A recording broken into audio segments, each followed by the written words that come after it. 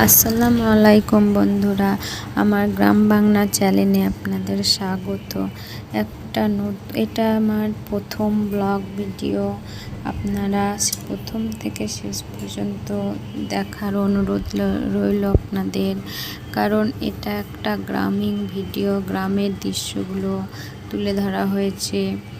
এখানে একমাত্র গ্রামের মানুষই জানে যে কতটা সুন্দর হয় গ্রামটা।